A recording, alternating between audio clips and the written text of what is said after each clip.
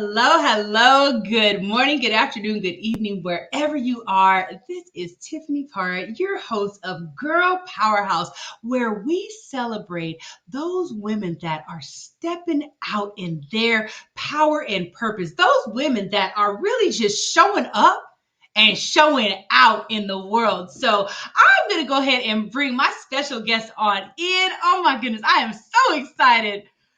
Hello, Miss Claire. Oh my goodness. Hello. Oh my goodness, Tiffany, thank you so much for having me. Oh, thank you so much for coming and joining me, sis. Oh my goodness. I'm just so excited just to have you on the show, to celebrate you, and just the amazing things that you are doing in this world. So please just take a moment just to introduce yourself. Tell our audience who you are and where you're from. Thank you. My name is Claire Jefferson Glipa, a proud resident of Riverside, California, and even prouder executive director of Family Promise of Riverside. We Yes. serve unhoused children and their families, and it is a blessing every single day.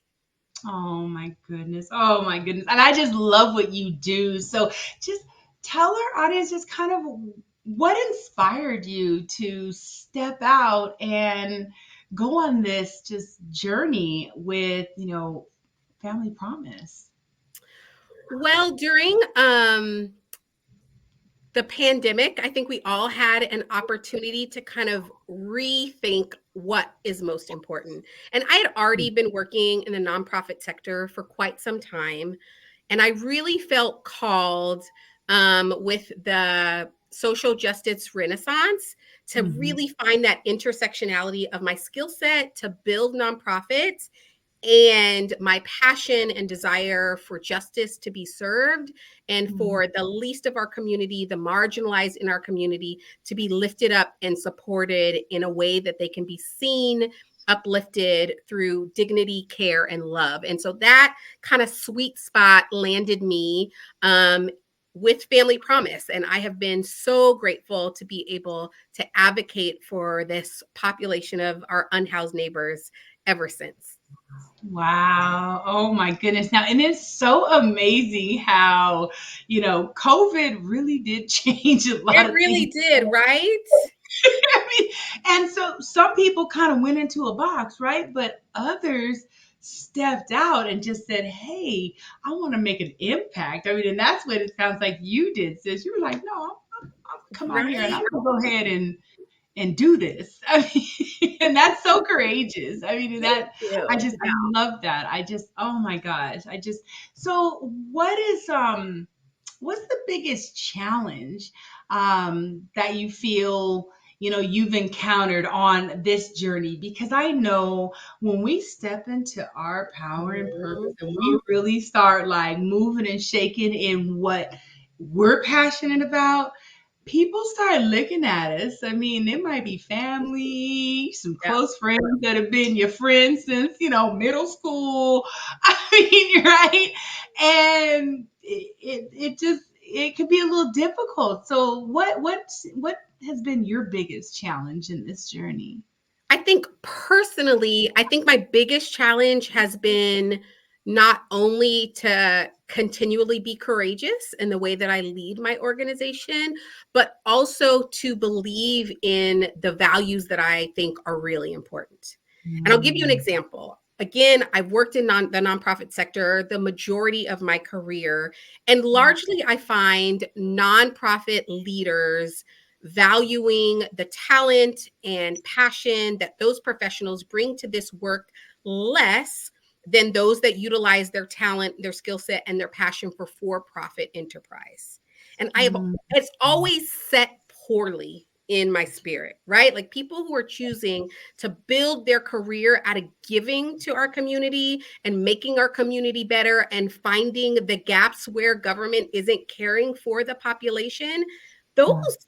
individuals should be far more valuable to us. And so now that I have an opportunity to lead an organization, fighting for funding for vacation hours, for pay equity among individuals, all of those spaces, there's a lot of pushback Yeah. And it's really kind of easier to just say, you know what, I got mine as executive director. Everybody else just needs to get in line and wait their turn.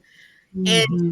I Hmm. just don't believe that. And so Yeah. standing up in that space in that way and looking around the executive nonprofit room and seeing that, oh, I might be the only person standing up in this way, and even Right. maybe be willing to sacrifice myself so that every single staff member is able to be valued and cared for in the same way. I think for Mhm. me has been the greatest challenge, to be willing to stand for what I believe and to dogmatically be willing to build the organization that Yeah. I want to see in the world, right? Yeah. And to Yeah. make sure that just because you have chosen to utilize your skills, your talent, and your passion to give to others, that those skills and talents and education are not pushed aside or brushed Right. aside or assumed that there's some intrinsic value. No, nonprofit professionals got bills just like everybody else, want a Right. vacation like everybody else, get sick like everybody else, need to care Yes. for their families like everybody else. And there Absolutely. needs to be pay parity in that. And, Yeah. grantors don't always want to give in that way, right? There's Mhm. a lot of Mhm. questions about, wait, what's the salary for, let's say, a case manager? Yeah. Why do we suddenly assume that that salary should be less than, let's say, a project manager for a for-profit enterprise, right? Because those things are really synonymous across Mhm. the skill set. So for me, I feel like standing in not only my truth, but my value about the world that I want to see, not just for the Yeah. people that I serve, but the people that partner with me to serve that population. I think that Mhm. has been my biggest challenge, to say, no, this is right. And even if no one else in this industry stands with me, I'm Yeah. willing to stand alone. And see, and that's scary, right? I mean, Girl, to say I'm gonna stand out here and just it does I'm gonna be by myself. I mean, that's powerful. That's what makes you that girl powerhouse. I mean, because seriously, to just be able to have that, we're going back to this being courageous. mhm. Being able to be courageous enough to stand alone. Right? Most people would be like, they look around, okay, well, you know what? Let me just go back over here and like you said, let me just take my salary and just sit back here and be happy with it and Right. not worry about anybody else. But no, you're out there, you're fighting for them. You're like, no, this ain't fair. And I'm I trying, love and I will be honest, I'm not always brave every day, right? And so, I have to also give myself grace. Like, I can't fight all day every day. I have to rest some yeah, days. I have to reset some days. There's some ways where I'm like, okay, which battle, prioritize which battle. yeah. Um, but it is exciting to think about the way in which, if we're successful, we can lead in this industry, and how that could really change the next generation of professionals and where they choose to invest their time and talent, and that Mhm. it doesn't have to be a detriment to, their wealth building or the financial security of their family. So Right. Yeah, yeah. We're going to go ahead and we're going to cut to a quick commercial break, and then we are going to be back with Miss Claire with Family Promise of Riverside. Be right back.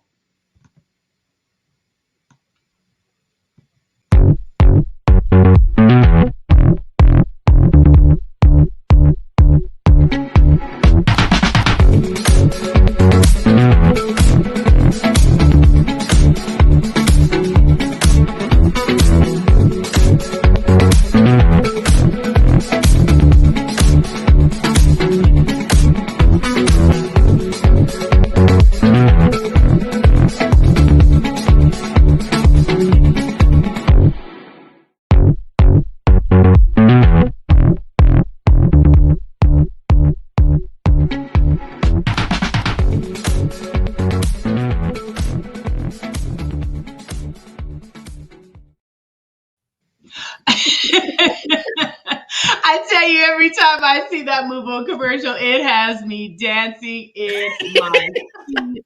Big ups to Michelle Mufo, CEO of Mufo Entertainment. This is Girl Powerhouse again on Mufo Entertainment. If you have not downloaded the app, go to your app store on your iOS or your Android device. Download Mufo, MUPO Entertainment, or you can go to mufoentertainment.com. So we are back. We are Girl Powerhouse, and we have Miss Claire. So you touched a little bit on this earlier. So I want to talk about self care because we Mhm. talked a little bit about just kind of, doing everything and kind of juggling some things here. So, what does self care look like for you? Because there's a lot of people in general, but a lot of women out there that just we take it on everything, the works, the home life, the everything. So what does self-care look like for you? I'll be honest, it looks different. So each and every week, each and every day. So I'm blessed to have a husband of 23 years and two children, 17 and 20. So the juggle is real. Yeah. So some days, like literally just closing my office and actually drinking a full bottle of water is about the self-care I can get. I would love to say that I weekly get a massage and go once a month to the ocean that refills me, which are things that I aspire to do. Yeah. But in this season of building, particularly as an executive director, really pushing not only to serve our people well, but also pushing municipalities to join me and do the same and bringing on Mhm. community members. I'll be honest, it doesn't look like an Instagrammable moment, Yeah. but I have to really know myself to say, you know what, today I'm going to choose to just work from home. Or today I'm going to choose to not go in early. I always try to be 30 minutes to 40 minutes before my staff to set things up, to do Mm. those little Mhm. detail work because I want to lead by example. So if the trash is full, I want my staff to see me taking out the trash. But Yeah. some days that just needs to not be what my priority is. Some Mhm. days I prioritize hanging out with my son. Today, I took a really long lunch break, and because my son's in finals, he had a half day and we drove around because he's working on his driver's license. He has his Okay. permit. And so Yeah. today, self care meant being scared out of my life while my 17-year-old traversed these beautiful streets, stopping and starting and barely changing lanes. But that was what my mama heart needed to just have Yes. that fun time. And Right. so it doesn't always look prescribed. And like I said, it for me, it doesn't look Instagrammable. Yeah. But there are small moments that I take to make sure I refuel myself, that I'm like, again, making sure I'm drinking my water. So literally sometimes I'm like, you know what? I'm gonna close my door. I'm gonna put my phone on silent until I drink this bottle of water. And I tell you, I keep one of these literally by my desk um every single day to make sure at least I get in, that requisite need that I know my body has. So that's what it looks like for me. It's not really, worth writing a book on, but it's what needs to happen in this moment while I'm building. Yes. Well, and I mean, it's putting yourself in a place that gives you joy, Mm. right? I mean, being out there with your son, being scared off, I mean, just, oh man, yeah. I remember a couple of those moments, Yes, but yes. right, it's real. So yeah, I mean, in self-care it doesn't have to be that massage once a month and things like that. We do all aspire to have that and be able to do a retreat every quarter, right, and just all that stuff. But just being able to stop and be in the moment sometimes is self-care enough, I think, for us too. So that's awesome. So I love that you think about. So what would be, if you could give just a message, just some kind of insight to your 21-year-old self, Mm. what would that message be to her? Uh I would say it's worth the wait. Yeah. Right? I have always been ambitious. And I know at my 20-year-old self, I just felt like things were not progressing enough, things were not happening enough, both in my personal life, in my, work life, in my professional life. And I felt like I was ready then to Yeah. tackle all of my dreams all at one time and, bite that elephant in one huge bite, right? Right. Right. And I wish I could just whisper to myself, it's worth the wait. The work you're doing Mhm. now is a foundation for the blessing to come, the dream to come. And I think Yeah. it's hard to be patient. It's hard to see, God or the universe, whatever you believe in, working and interweaving your best, Yeah. and to presume that your best is on its way. When other people everyone seems to be doing successfully, right? In comparison. Mhm. And so I think being able to be willing to do the work and trust that the reward will come and that it will be worth it in its appropriate and proper time. Yeah, yeah. And I think also just not getting stuck in that imposter syndrome because you are looking at other people, right? And like you said, you're looking at someone going, okay, wow, like they're so much more far along than I am. But Right. sometimes those people aren't even that far along. It just Listen. seems like they are. But they are like falling apart inside, but they're just showing up with that smile on their face, right? And it's like we have to just say, you know what? I don't even know what they're going through. Like, I just got to worry about me. Yep, you got to stay focused on you. I know even in this day, like I have been blessed with a little circle of women who are in kind of a similar space, right? Building Mhm. in that like C-suite role. Yeah. And it is so helpful to be with people who are transparent and real because you never know what's behind the curtain. And women that I had aspired to connect with created that circle. And then hearing the challenges that they're experiencing, the frustrations, all of what happens behind the Hmm. scenes, you would be so surprised. You would never guess. You'd be like, oh no, she's doing all the things and she has all the support and she has all the funding and she has the life and the body and the house and the trips and the wardrobe and the everything. And Right. you know what? So many people in this world are just putting up a screen versus really being authentic. And there are Right. ways in our role we can't be authentic, right? Like I can't meet a group of funders and be like, y'all, right? Right. Right? I have to present confidence. And I think it's so helpful for us to just know in the back of our head that everyone else's highlight reel Yeah. is not really the entire picture, right? You take 2,000 pictures and you pick three amazing pics out of that 2,000 photo shoot, and you Right. present those three to the world, and no one sees that other work, those other angles, that other, Right. lighting that is in real life a part of who you are and a part of that experience.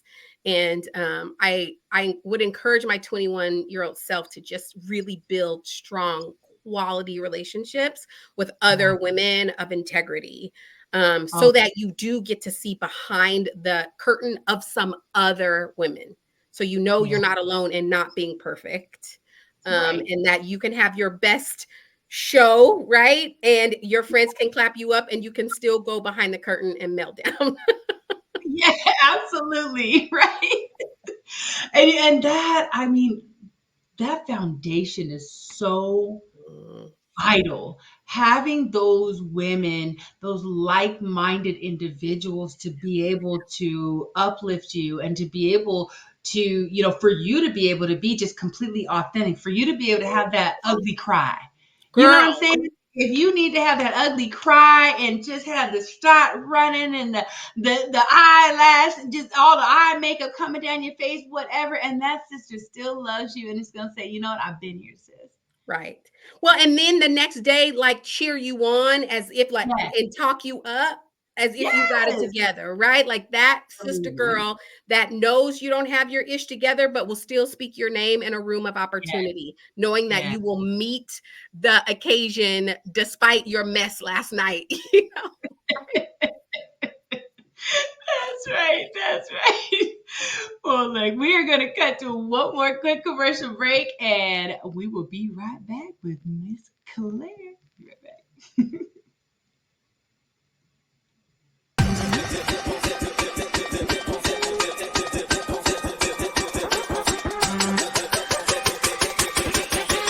Wait, you want some more?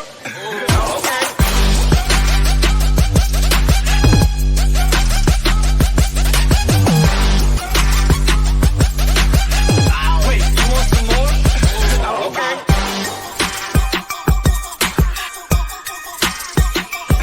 Okay.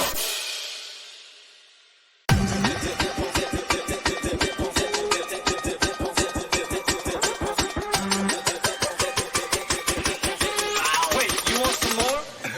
Okay.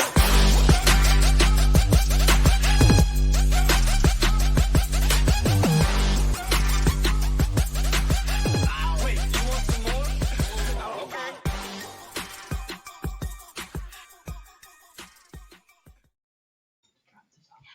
Hello, and we are back. This is Girl Powerhouse on Mupo Entertainment. Download us on your iOS or your Android device, MUPO, or you can go to mupoentertainment.com. We are back with our special guest, Miss Claire, with she is the executive director of Family Promise of Riverside. So now, Claire.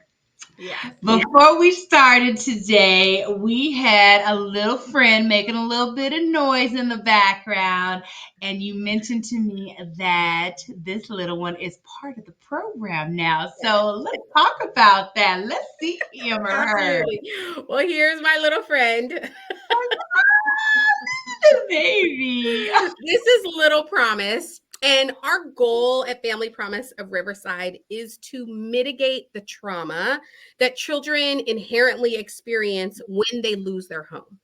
And there are so many ways that we can do that through trauma informed care and others. But one of the things that we don't think about that kiddos miss when their families are really struggling providing those best basic needs are interactions with animals.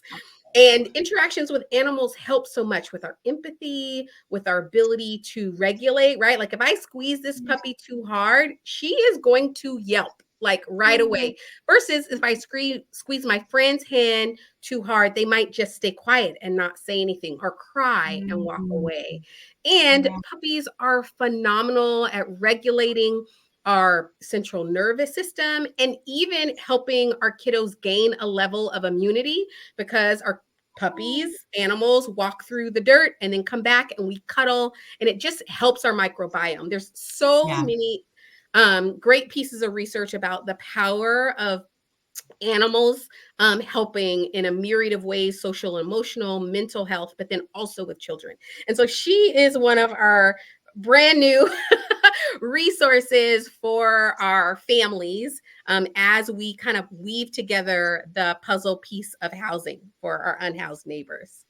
Oh, so cute. I love that. And animals are so therapeutic. I mean, Yes. I was in the animal industry for quite a while. I was actually an animal control officer for some years. And just like you said, just giving them a little hug or just, just give them some love. It really elevates just your whole spirit. And I just love that you guys have incorporated animals. Oh Yes, my thank goodness, you. so amazing.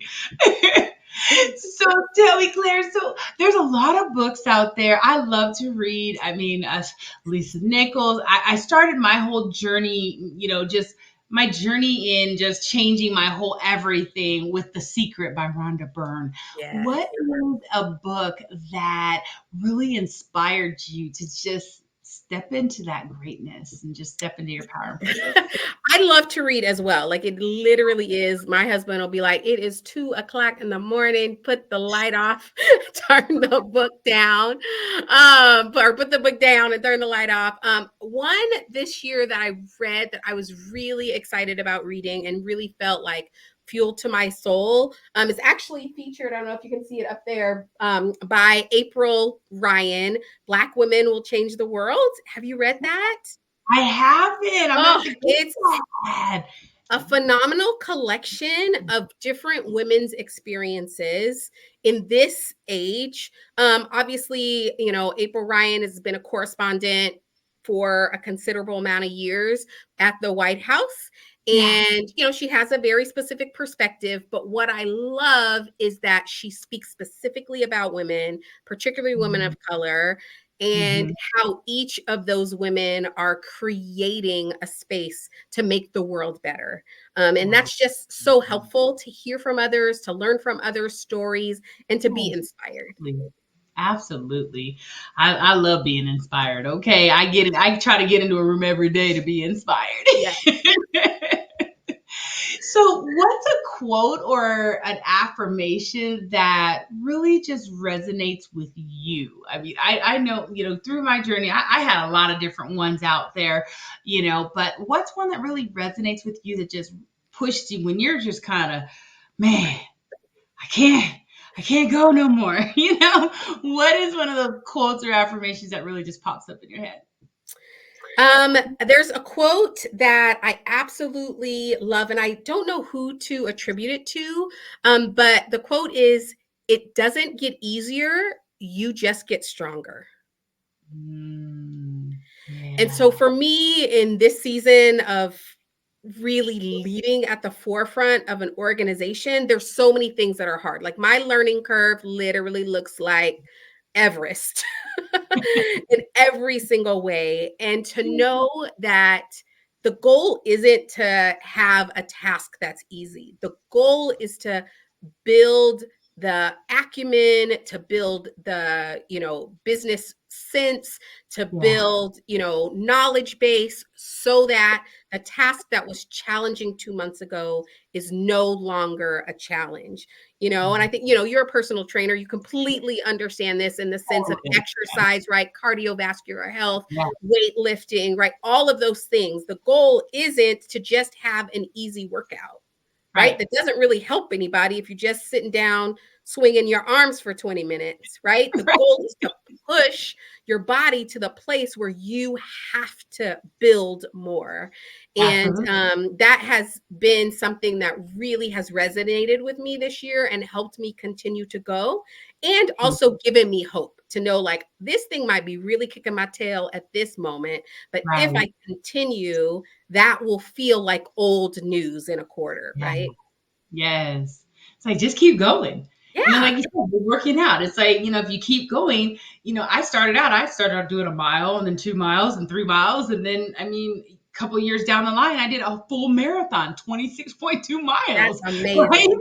So you just got to just keep going. And as long as you just keep pushing and keep believing, you're definitely going to get to that goal. So Yeah. I just love that. Thanks. So, what's some words of wisdom or words of encouragement that maybe you can give to, some of these ladies that are out there that are on the line? They feel like they're kind of a girl powerhouse, but they're not. Maybe they're stuck in a dead end job, or maybe they're in a relationship that they really really need to just walk away from. Mm. What's some words of encouragement or words of wisdom that you can give to them today? I think the most important thing to remember, no matter where you are in a need to shift, Hmm. is that you are worth the challenge. Yeah. Right? I think when we are caretaking other people, whether it's an elderly parent or a child or supporting our friends, when everything is about to fall out, we are magical at turning a hard situation into beauty, right? My granny used to always say, Black women are miracle workers at making pink sparkling lemonade, right? Like we're not just making lemonade, our lemonade is gorgeous and beautiful. And I think we Yeah. do that for the world. all the time. The hard comes for our kids. We look in the fridge and we don't have nothing but some lard and some flour. You know what? We're going to make the best doggone biscuits and gravy anybody Yeah. ever heard of. And we're going to present it to our baby so beautifully, they're not going to realize that there was a lack. Right? We're Right. going to turn Mama's memorial service into the most beautiful lit performance, pulling from the talent of the community. And nobody's going to know that Yeah. we had to throw that together out of, our car wash money, right? Right. But when it Right. comes to our own life and our own challenges and our own dreams and desires, we Mm, rarely put that same creativity, intensity into making ourselves our best. And oftentimes, mhm. even when we do, we downgrade it because we knew the ingredients to make the sausage, Right. right? And if the Yeah. sausage wasn't porterhouse, then it must not be good because we put all this together with scraps. But if we would Right. have presented that to someone else, we would have placed it on China and just let them enjoy. Mm-hmm. Right. And so for ourselves, when we put our own sausage together, our own biscuit, bits and gravy, girl, put on your lipstick, put on your earrings, put yourself on that china and present yourself. Don't nobody need to know you put yourself through with scraps. Like you showed up and showed out in the way that you could with resources that you had. Right. Be excited about that accomplishment. That's phenomenal.